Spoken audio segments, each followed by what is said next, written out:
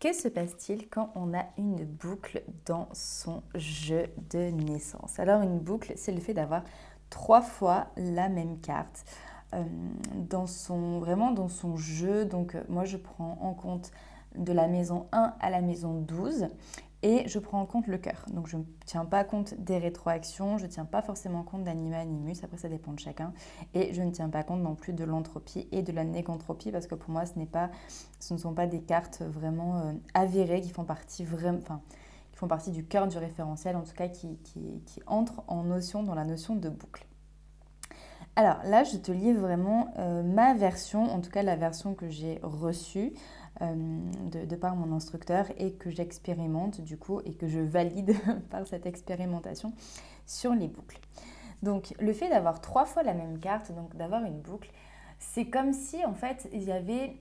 les cartes se faisaient miroir entre elles en fait. C'est-à-dire que c'est comme si tu te mets au milieu d'une pièce et tu mets 3 miroirs qui vont se réfléchir les uns les autres. Et en fait, tu vas être un petit peu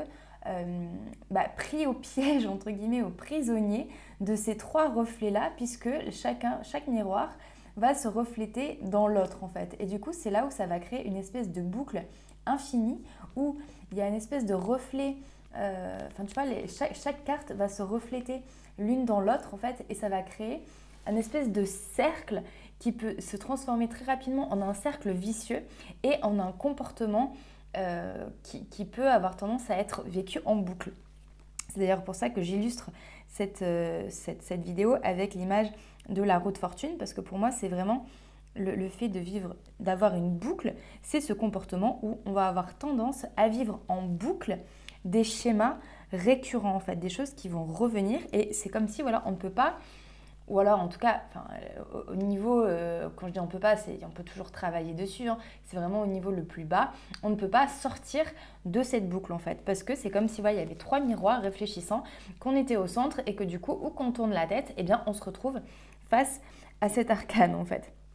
face à nous-mêmes. Voilà, donc une boucle, ça crée un comportement effectivement en boucle où on va avoir tendance à vivre du coup l'effet de l'arcane qui est en boucle de manière plutôt négative. Voilà, donc ça c'est toujours pareil, c'est dans une première partie de vie ou si on ne fait pas un travail sur nous-mêmes. Après, si on fait un travail sur nous, si on travaille sur notre boucle,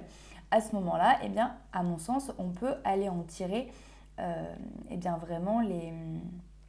tous les bénéfices finalement associés aux arcanes en question, à l'arcane qui est en boucle. Mais de manière générale, moi j'ai plutôt tendance à l'interpréter de manière négative parce que c'est vraiment un comportement qui est vécu en boucle. Moi j'ai justement une boucle de roue de fortune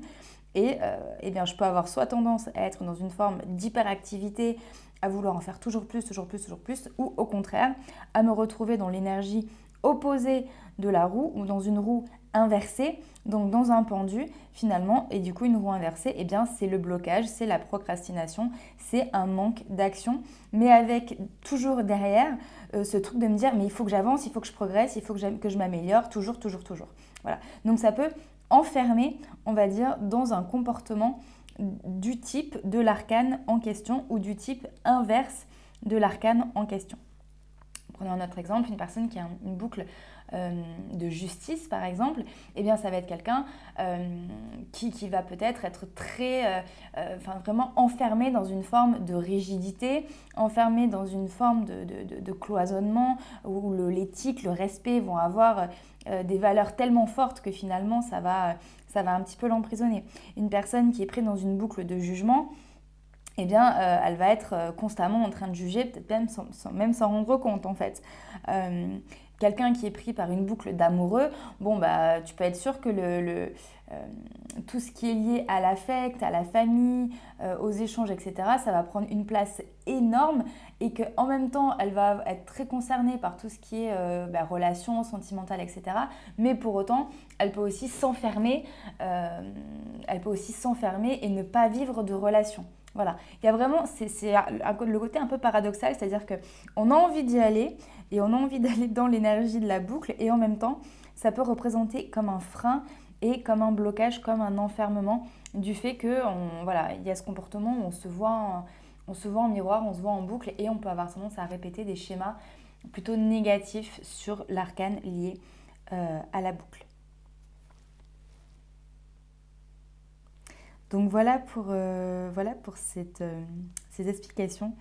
au niveau de ces énergies. Aussi, une chose qui va être importante à prendre en compte, c'est forcément les maisons. D'accord? Donc là, on rajoute un niveau de lecture supplémentaire. C'est les maisons dans lesquelles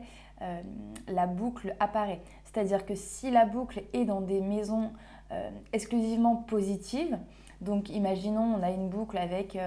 la M4, donc l'action dans le monde, la ressource et l'ange, bon bah c'est quand même des énergies qui sont plutôt aidantes, qui sont plutôt facilitantes. Donc la boucle devrait être mieux vécue que si par exemple on a la maison 3, donc la maison du mental,